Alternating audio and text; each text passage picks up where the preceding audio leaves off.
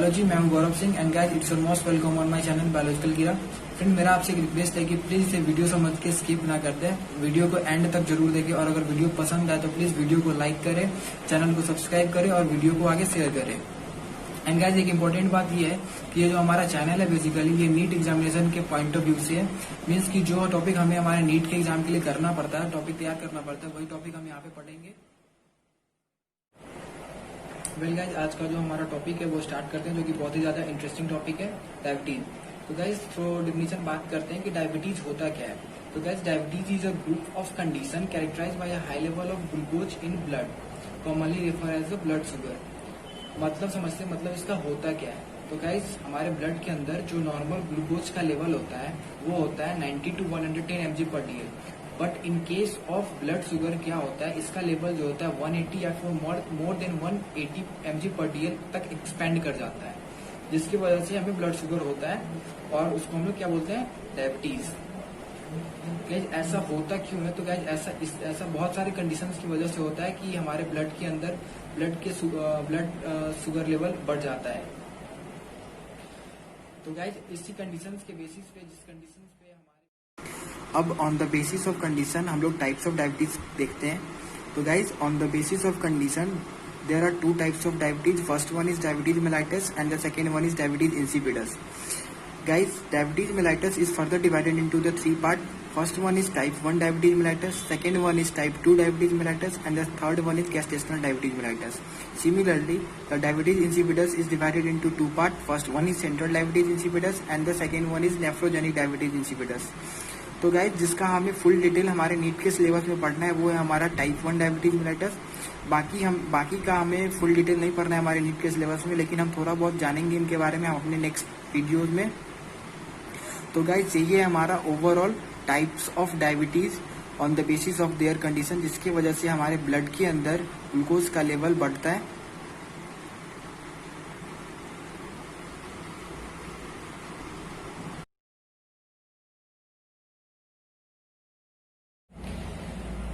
तो गाइज बात करते हैं टाइप 1 डायबिटीज मेलाइटस के बारे में, जिसका हमें फुल डिटेल पढ़ना है, जो हमारे नीट के सिलेबस में है।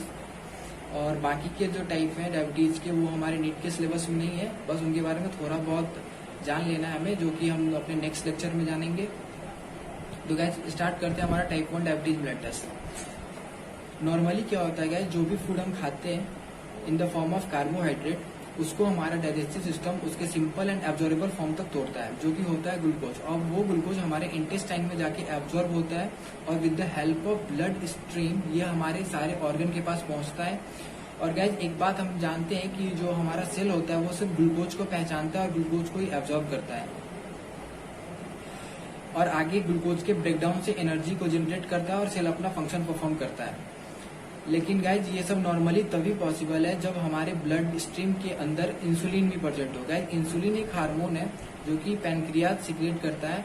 पैनक्रियाज एक हेट्रोक्राइन ग्लैंड है जो कि जिसका एंडोक्राइन पार्ट 4 टाइप के सेल से मिलकर बना होता है, alpha cell, beta cell, delta cell and PP cell. तो जो अल्फा और बीटा सेल होता है वो सिक्रेट करता है इंसुलिन हार्मोन। इंसुलिन हार्मोन का काम क्या है कि जो टारगेट सेल होता है, जिस सेल को ग्लूकोज चाहिए होता है, ग्लूकोज का नीड होता है, उस टारगेट सेल के रिसेप्टर साइट पे जाके ये इंसुलिन बाइंड करता है और उसी सेल में जो होता है सिर्फ ग्लूकोज का इनटेक होता है।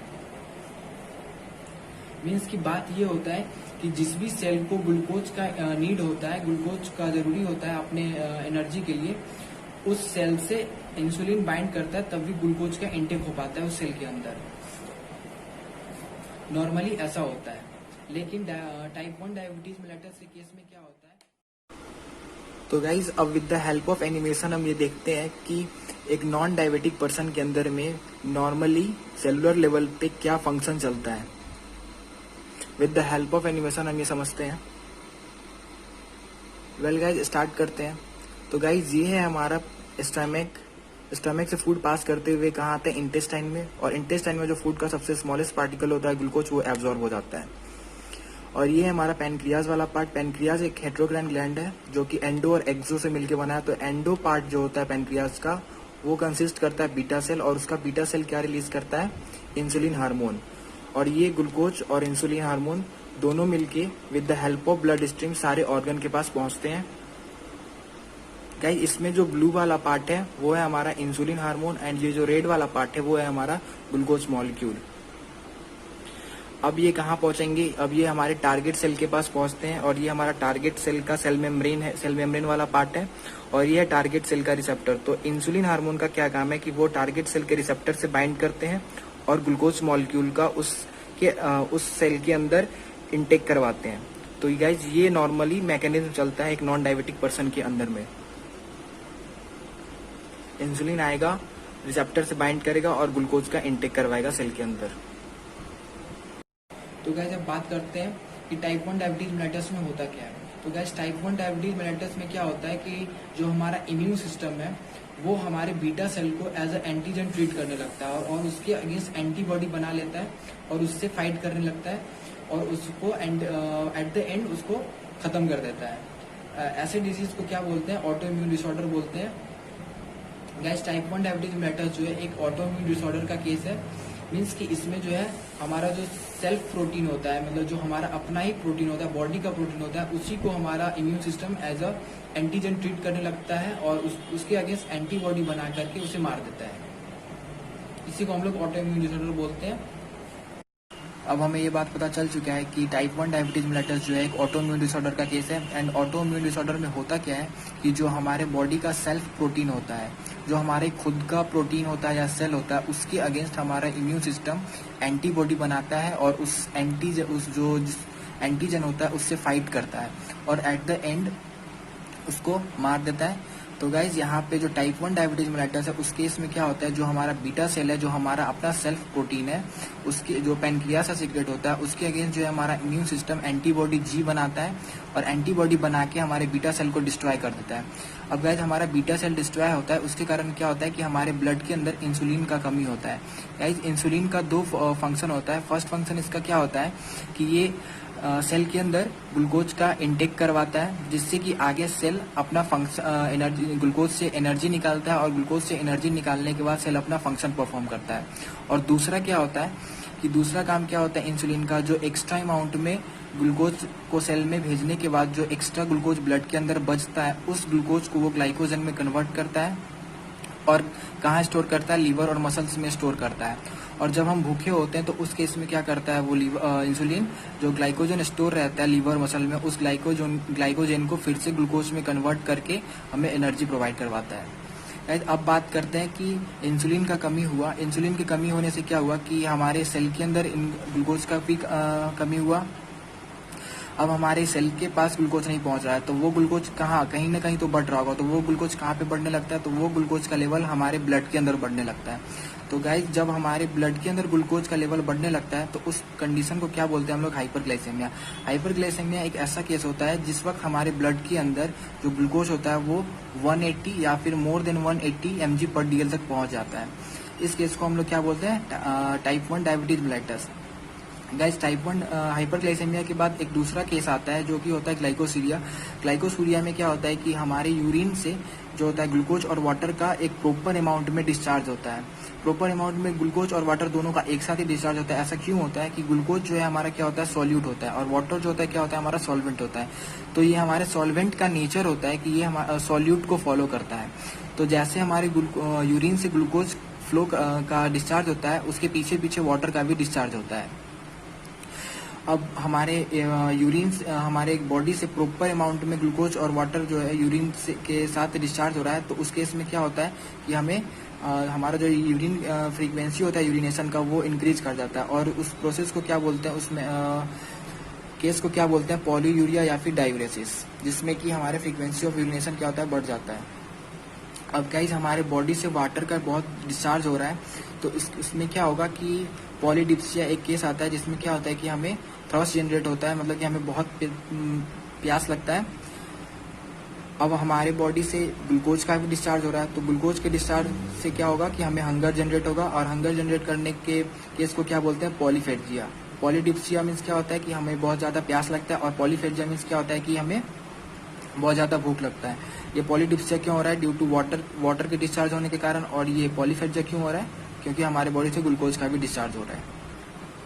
अब बात करते हैं कि जब हमें गैस बहुत ज़्यादा भूख लगता है तो हमारे बॉडी के अंदर जो भी फैट स्टोर होता है उसका क्या होता है, इनकम्प्लीट ब्रेकडाउन स्टार्ट होता है। जल्दी जल्दी और इनकम्प्लीट ब्रेकडाउन स्टार्ट होता है। ब्रेकडाउन स्टार्ट होता है जब फैट का इनकम्प्लीट ब्रेकडाउन होता है, उससे क्या होता है कि कीटोन बॉडी का फॉर्मेशन होता है हमारे बॉडी के अंदर। तो गाइज कीटोन बॉडी का यहाँ पे हमारे बॉडी के अंदर फॉर्मेशन होता है due to incomplete breakdown of fat.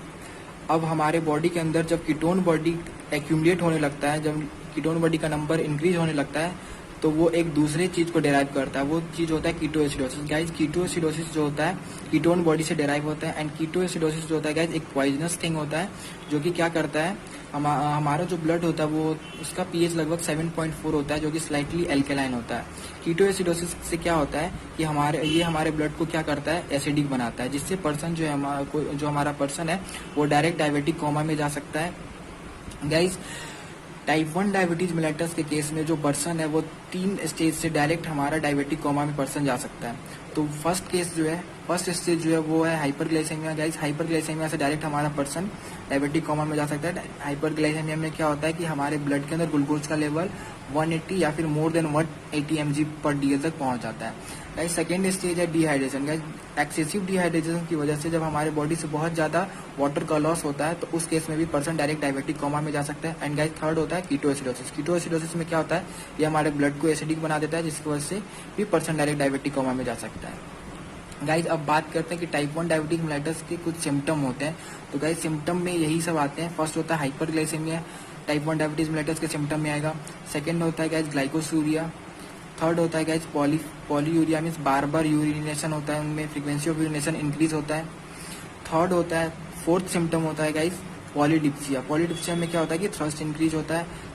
Fifth symptom क्या होता है, पॉलीफेरिया, मीन्स कि हंगर जनरेट होता है, बहुत ज्यादा भूख लगता है। और सिक्स्थ केस क्या होता है कि जो हमारे बॉडी में फैट स्टोर होता है वो उनका डाइजेशन स्टार्ट होने लगता है, जिसकी वजह से आदमी दुबला टाइप दिखने लगता है। एंड गाइज एक और सिम्टम होता है इन ग्लाइकोसूरिया के पेशेंट, इन टाइप 1 डायबिटीज मेलिटस के पेशेंट में क्या होता है, ड्यू टू ग्लाइकोसूरिया उनका जो यूरिन होता है स्वीट इन टेस्ट होता है। उनका जो यूरिन होता है वो कैसा होता है, स्वीट इन टेस्ट होता है। तो गाइज ये था पूरा मैकेनिज्म टाइप 1 डायबिटीज मेलिटस के बारे में, जो कि एक ऑटोइम्यून डिसऑर्डर है।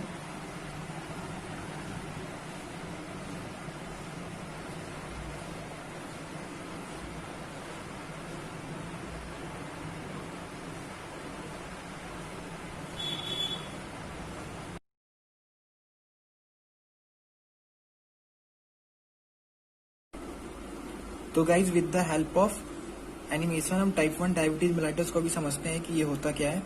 तो गाइज टाइप 1 डायबिटीज मेलिटस में क्या होता है कि जो हमारा बीटा सेल होता है उसके अगेंस्ट हमारा इम्यून सिस्टम एंटीबॉडी बनाता है। कौन सा एंटीबॉडी बनाता है, एंटीबॉडी जी बनाता है और बीटा सेल को डिस्ट्रॉय करता है। उसकी वजह से क्या होता है कि इंसुलिन हार्मोन का हमारे बॉडी के अंदर कमी होता है। अब देखिए हमारे बॉडी ये जो है हमारे टारगेट सेल का जो है, ये हमारा सेल मेम्ब्रेन वाला पार्ट है। और सेल मेम्ब्रेन पे क्या है, रिसेप्टर प्रेजेंट है। क्योंकि इंसुलिन हार्मोन हमारे बॉडी के अंदर कम है तो एक आध इंसुलिन ही हमारे रिसेप्टर साइड से बाइंड कर रहा है, जिसकी वजह से क्या होगा कि ग्लूकोज का प्रॉपर इनटेक सेल के अंदर नहीं हो पाएगा। तो गाइज यही ओवरऑल मैकेनिज्म चलता है एक टाइप 1 डायबिटिक मेलिटस पर्सन के अंदर।